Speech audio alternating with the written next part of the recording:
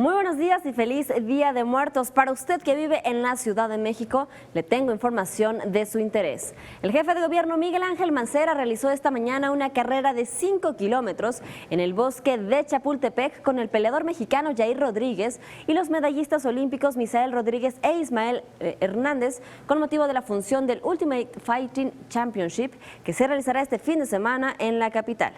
Y de enero a septiembre de este año, la Ciudad de México registró un notable crecimiento en el sector turístico y la derrama económica se incrementó 17.9% respecto al año pasado, informó el secretario de Turismo de la capital, Miguel Torruco Márquez. Y este miércoles los bancos de la ciudad suspendieron sus operaciones.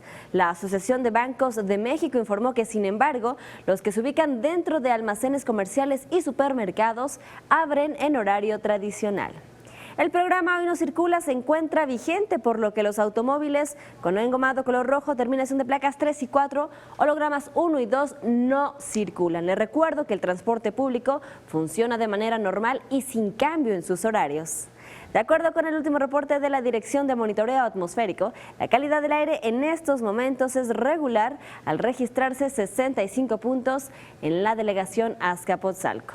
Y en información vial le comento que debido a la presencia de servicios de emergencia, encontrará reducción de carriles en la avenida Insurgentes a la altura de Eje 2 Norte.